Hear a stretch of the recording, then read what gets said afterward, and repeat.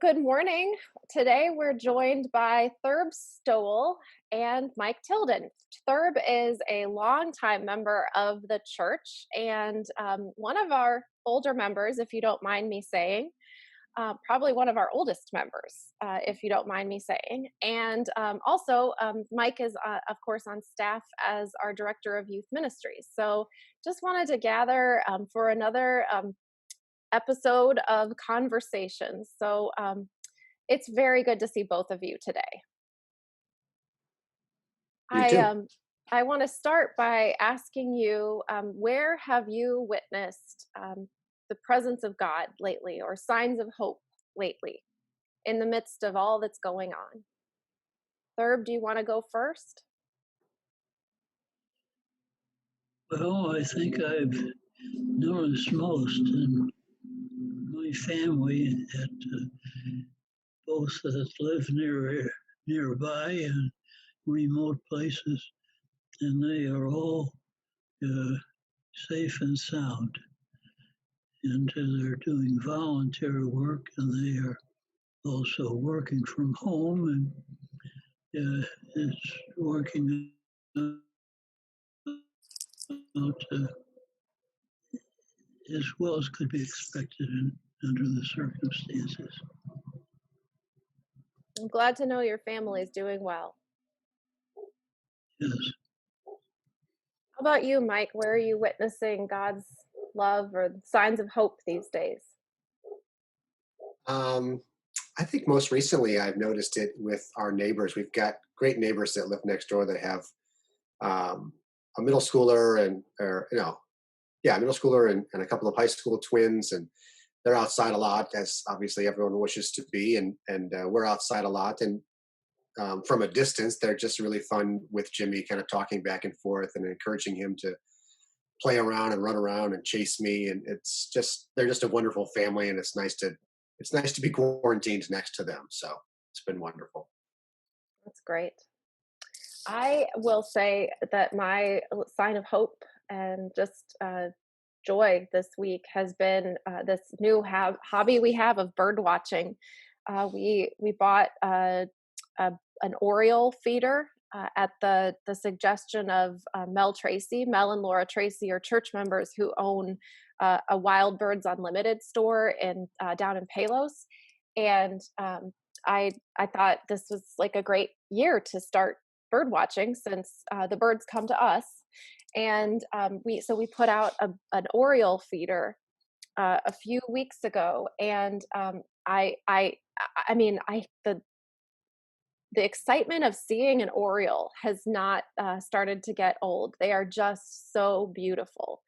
And there was actually just in the New York Times the other day a little how to watch birds, and so it had some good tips to see, to make sure you're really noticing. They said, look around the edges, that oftentimes birds are on the edge. And so I've started doing that, and I'm seeing even more birds. So the birds are giving me joy this week. Sign of hope and reminder of God's good creation.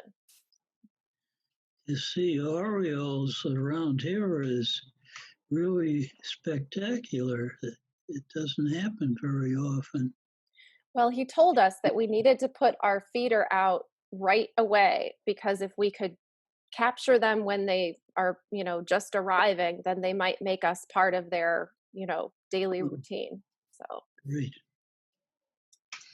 so Thurb, you've lived a long life and you've gone through a lot. And I'd love to know, what is your advice or wisdom for this time that we're all going through now? I'm not sure there's been anything quite like this in anyone's living memory. And so, what do you have to say to us? Well, I think for any situation, positive thinking is important. And uh, maintain your faith in God. And positive thinking helps you to do that. How do you cultivate that? How do you what kind of practices do you do to remind yourself to practice that positive thinking? Well, I don't do anything now, but when I was not a positive thinker, I anytime a negative thought would come to my mind, I would just say, God is ever present. There's only harmony. And that would erase the negativity and just left positive thinking. And I did that consciously for, oh, it was probably at least a year. And then by that time, I had switched from negativity or the possibility of negativity, at least, to only seeing the positive. And so now I don't have to do anything like that. Something's presented to me and instead of saying, gee, I can't do that, or that won't work, I just say, yeah, I'll do that. That's amazing. It doesn't necessarily come naturally, but it can be developed into a long lasting habit. It sounds like that's what Yes, you're saying. yes. Yeah. And what else in your life can you think of that was a time that might have been you know a similar challenge to what we're going through now? Well, I think World War II was that disrupted everybody's former so-called normal life, and everything uh, had a big question mark on how's it going to work out, and small things and larger things, and so just keep working at what you're supposed to be doing, and eventually you'll come out on the other side. It wasn't too long ago, maybe 5 or 6 years ago, that you were able to travel to Washington, D.C. for the honor flight. Is that right? Yes, I think it's 2012.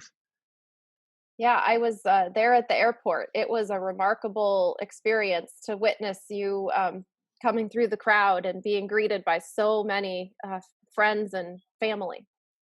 Yeah, that was a highlight. That was certainly a wonderful experience, and I recommend anybody who's eligible for it to take it.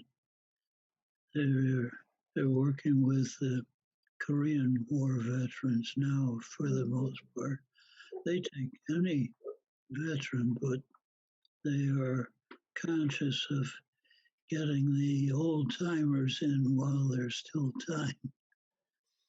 And we had several people from the church after that who took it, and they all had similar experiences.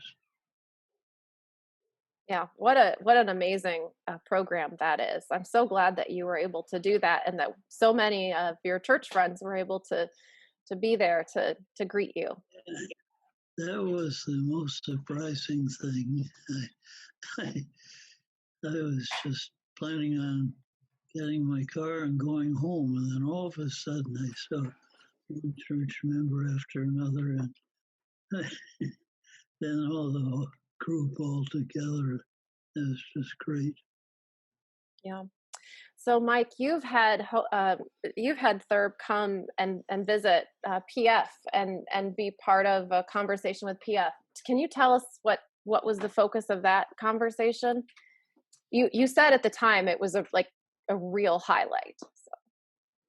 It was the the kids were all excited to hear Thurb's story. The point was for him to come and talk about his experiences in World War II and explain kind of how he experienced that time in his life and what he ended up doing. And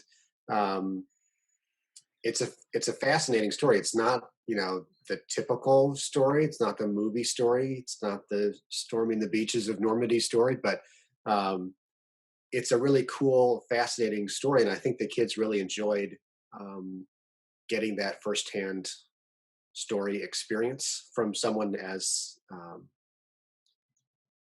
fun and witty and dry humored as Thurb. A lot of the kids don't quite get dry humor very well, which is a struggle for me because it's sort of my go-to. But those who do found it really entertaining. And then he stayed afterwards and answered some questions with a few of the kids and young adults who wanted to kind of dive in deeper and hear more of Thurb's story. So I think, one of the things that's been really fun is to try to incorporate some multi-generational activities with the youth groups. And Thurb has been a part of a couple of those. He also participated with Chuck Everett's building projects with the junior high group several years back. So it was fun to get him in front of the high school kids. And I wanted the high school kids to have the experience of getting to know and understand Thurb a little bit as I feel like I've been blessed to be able to do. And so it was neat to be able to listen to him talk to the kids. And really maybe the neatest part was to watch the kids listening to Thurb. It's really interesting whenever there is any kind of a guest speaker. It's fascinating. It's a little bit sad, but it's fascinating to watch how much more engaged they are listening to them talk than they are listening to me talk. But my voice is tired, I'm sure, to them. But it was fun to watch them watching Thurb. Well, thank you. I'm glad that it was satisfactory. I was talking to a couple of kids afterwards, and they seemed interested, but everybody else just went about their own business. So, well, they were all interested, and I would imagine they would have all liked to have asked more questions. But high schoolers they have kind of a mob mentality, and they're actually fairly shy underneath it all. And so, you are very approachable, but you are still intimidating as this stoic World War II veteran figure of the church. So only the bold risked asking questions. Might be interesting to have some guest speakers via Zoom, if that's what we're doing for the next, foreseeable future. It'd be fun to bring in some interesting church folks, though I don't know if there are any quite as interesting and have quite as many stories as Thurb, but what can you do? You started at the top, and so well, Thurb, let me ask one more random silly question, but what is oh, you getting a phone call? yeah, that's my phone. No worries. I like your ringer. Hello? Hi, Thurb. Yeah, who's? This is Nancy O'Brien. Oh, Nancy, I'm tied up right now. Can I call you right back about half an? Whenever it's convenient for you at this number that I dialed from. Okay. Okay, right. All right. Bye. Bye. That's Nancy O'Brien. That's great. We we planned had we had another guest on the show. Well, I was just going to ask, what's been your favorite meal these days in quarantine? What are you enjoying for dinner? Well, my favorite meal that I prepare.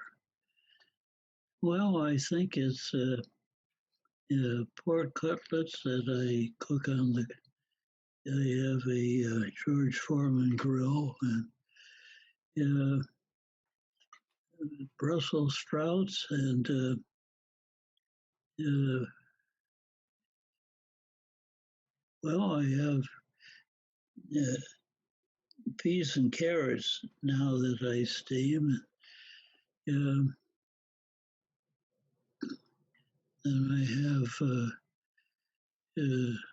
some sort of a salad, prepared salad, that maybe potato salad or mixed beans or something like that, and then probably chocolate ice cream for dessert. That sounds delicious. I have to say, part of why I wanted to ask is I know you have really good taste in food because you after we moved here, members of the associate pastor search committee, of which you were on that committee, took us out for meals or had us over, and I think you took us to the patio, and we had excellent ribs. So I guess I associate good food with Thurb. So Well, that's not prepared by me. no, but I wouldn't know how to do ribs. I go to the patio and I yeah, pick up half a rack and then I cut it in half and have one tonight, one later on in the week. yep, that's a good way to do it. Yeah. Mike, any meals beyond the mac and cheese and hot dogs that are popular with the preschool crowd? Yeah. Well, I make spaghetti uh, once every couple of weeks and is quick and yeah. I like to get in to watch PBS at 6 o'clock and yeah, Is that you, where you get your news? Is from PBS? yes, Mm. and of course nowadays if I am out in the morning, I will stop by Wendy's and I pick up 2 chocolate Frosties as and a junior bacon cheeseburger, and Two I have Frosties. yeah. Well, I put one Frosty in the freezer and I have it tomorrow, and then one for. So I do that. Wendy's is nearby, and it's I haven't had a Frosty in years, and now I'm like completely craving a Frosty. So I guess I know what we're doing later. yeah. Well, it's been so good to talk to you. Really miss seeing you in worship. You're such a regular worshiper. I'm used to seeing you every Sunday. So have you've been able to connect with the worship online? Yes, I have. I had trouble at the beginning. For some reason, I can't get in to wscongo.org. Hmm. It doesn't. So I go to Rome to get the church service. Got it. So you're able to see it. We're putting it on YouTube. So there's other ways to access it that don't require going to the church website. Well, I'm glad you got that figured out so that you can Yeah. still be worshiping. So Mike, would you be willing to close our time with a prayer? Sure. You pardon? Mike is going to offer a prayer to close our time together. Let us pray. Gracious and loving God, we are grateful for this virtual time together. We are grateful for Catherine's leadership. We are ever grateful for Thurb's amazing presence and his strength and positivity in these times. We ask that you help us glean from Thurb the ways in which we can all try to stay positive as we move forward through these interesting days. We ask all this in the name of your Son, Jesus Christ. Amen. Amen. You really are an inspiration, Thurb. Thank you. Thank you. Hope to see you again soon. Yeah.